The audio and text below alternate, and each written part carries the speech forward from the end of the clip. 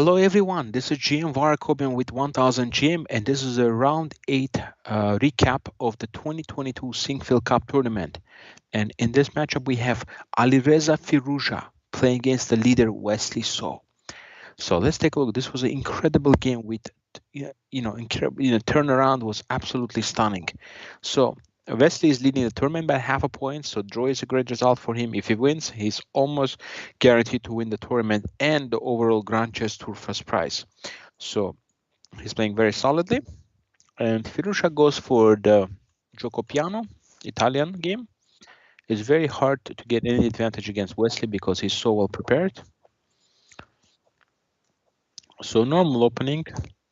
It's actually interesting. You play a6. It's like you want to put the bishop there. And your opponent plays here, and then you play a5. He's wasting a tempo, but in regards to that, he's controlling this square completely. So no b4. If you don't do that, then white is going to play b4 and then a5 and have some pressure on you. Bishop b6, b3. And here, actually, a very important move is bishop b5. Try to pin the knight to make d5 more difficult to play. But he played bishop d2 kind of inaccurately. Now d5. Equalizing the position. I mean, you can take on d5 here, but you're not going to have any kind of advantage after bishop takes d5. Then you have queen d7, okay, d8. Bishop b5, d takes c4. Now, knight takes c4 is a possibility here, but if you take with the knight, just knight takes c4. If you take with the pawn, then exchange of the queens will occur and you're dropping the b3 pawn. So you take with the rook, and then go bishop d5, hitting the rook. Take, b takes c6, attacking the rook.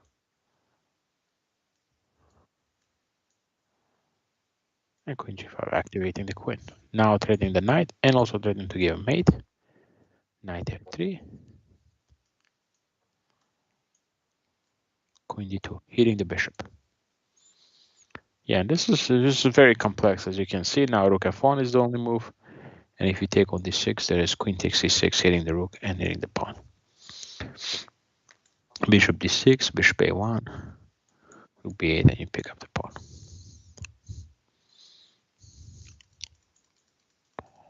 So let's go back now.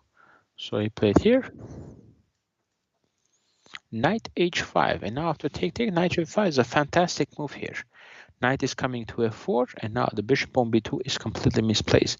It looks like Firouzja mentioned in a post-game interview that he missed this idea, and this is very strong. And also this gives black a very strong square to go to queen f6. Now the best move here, there are two options here. You can play b4. Right now you're just trying to equalize. So b4 takes, bishop c6,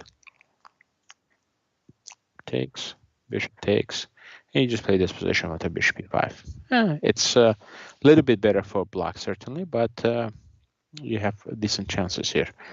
But another option is bishop a3. In this case, bishop a3 is good because you don't want to go back bishop b6 because that's just going to make things too slow because c4, c5, locking the bishop. So takes, queen f6. We can just play rook e3. Protecting everything. Knight f4, rook a1, rook a8. I mean, it's very easy to play for black here. But, very easy to play for black, but it's probably slightly better only for him. But instead, Firouzja plays the move knight c4. Queen f6 comes in, and now rook a8 is coming up, knight f4 is coming in, so it's very tricky. Takes.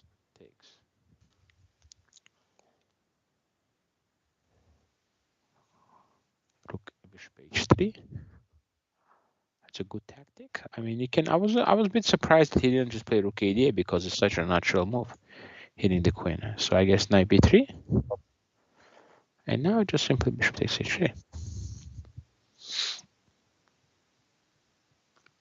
And it's actually, this could actually transpose to the game.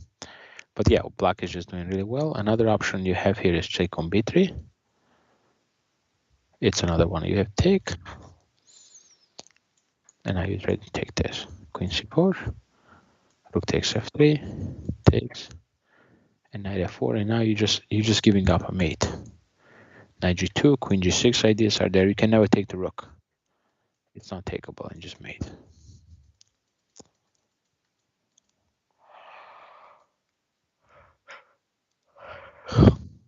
So he should have played rook a d8. So this was the first surprise when he didn't just play the natural. Bishop h3 comes in, and now again, what is the rook doing on a8? Absolutely nothing. It's time to bring him in and try to put pressure on him. So rook a d8 again was a very necessary move. The critical line is this: knight g4, queen g6, queen f3, queen e3. So this is all forced. Now you just go bishop b6 or bishop a7. Both moves are fine. The point is you're getting ready to play c5. So you think, oh, bishop a3 is holding the position because now it's under control, and finally maybe he's going to consolidate the position with f3 and maybe put a knight on c5 or something. But here is tactics. Takes, hitting the queen, bishop f3, and now you're cutting mate. So knight f4, I have knight takes f4, you can't do anything, so g3, and now just crushing knight takes g3 and knight e2 check, and mate on g2. Okay.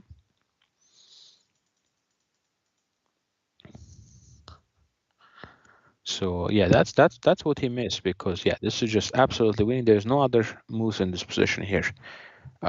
You know, c5 is very, very strong. c5, and then move the knight and then play c4 very quickly. If knight f4, queen g5 is good, for example. And again, c5 is coming. You have the two bishops, and it's a very, very clear advantage. But he played queen g6 inaccuracy. That allowed knight h4, hitting the queen, and now takes.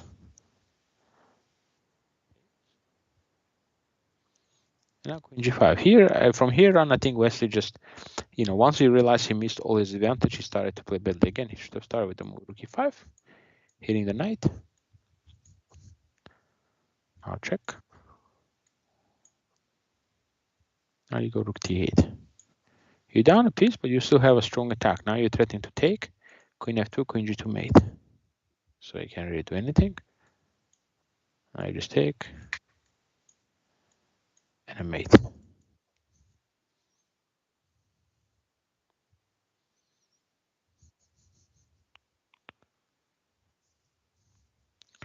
Yeah, you should have played, yeah, rook e5. The only move here is to play queen f3 to protect. Bishop c3, and now stopping rook g5 again. I like black's position a little bit here, but I think it's probably going to be equal with the precise play. Instead, he plays queen g5 check, queen g4 takes c4, and suddenly this bishop is now quite strong, putting pressure. Rook b8. Again, the better option is just to play queen g5, get the queens off the board, put the knight on f4, and try to make a draw here. I think you should be able to do that, no problem. Take, knight f4, knight will land on c5, e6, c5, g5. You have counterplay on the b3 pawn, so that's why I'm pretty confident about holding this position.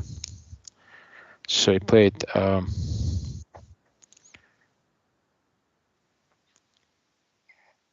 here. Now the e5 comes in. And now h5 knight is under attack, and here was absolutely necessary. He played g6 as a huge blunder, game-losing blunder. He should just take. The critical line is bishop d4, bishop e3. Now you trade. Now, and here we got a position 6 pawns versus 2. You have 4 pawns, but as long as this a4 pawn is still on the board, there's still danger. So rook eb8. Okay, h4 attacking the pawn. Yeah, I mean, it's probably the very, very precise play. It's going to be a draw, but again, white is definitely pushing here. But Wesly didn't find this idea. He absolutely had to do that. He played the move g6, and this is just losing. I think he just overlooked this fantastic move here. Bishop a3 is so strong, because if you go bishop d4, it's no problem. I can just go back to e7. or f8, and I'm defending the position sort of. But this is just really bad because now here e6, ready to take and shatter the position with queen d7 check. You cannot take because g6 is hanging. So if you take here, rook e6, queen f7, and bishop comes in here.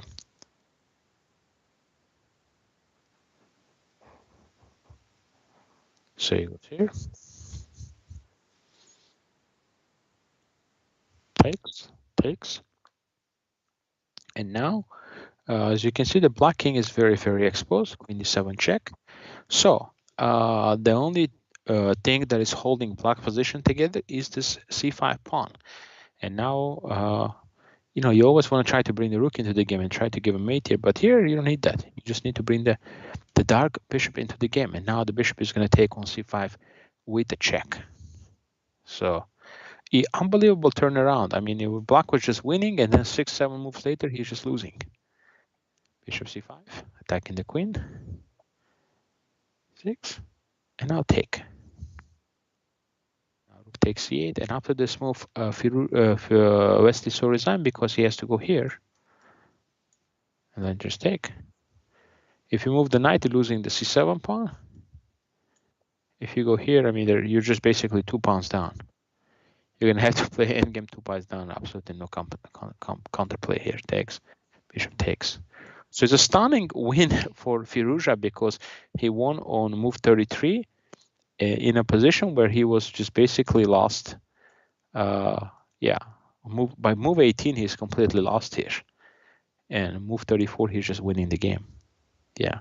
So the swing was very big in this game, and this actually allowed Firouzja to pass Wesly So by half a point. So in the last round, Firouzja and Nepo are tied for the first place, and Wesly So is now half a point behind.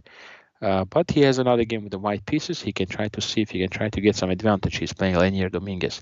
Firouzja, once again, not only escapes a really bad losing position, he was also in a similar situation against Shakhriyar Mamediyarov, where he was in basically losing position, but he ended up winning that game. Somehow the position has resources, as he mentioned in the interview. He's in really big trouble, but position has resources, and both times he's getting quite lucky with those resources and being able to escape. So, but again, if Wesly plays rook a8, he's just simply winning this game, and most likely this tournament and the Grandmaster, because it would have put him in a prime position with +3. But unfortunately, that didn't happen, and now it's going to have a tough task tomorrow. So make sure you guys tune in for the round number 9 recap. We're going to have exciting games to go over, I'm sure, and we'll crown the champion as well. Okay, so we'll see you tomorrow night. Have a good one. Bye-bye.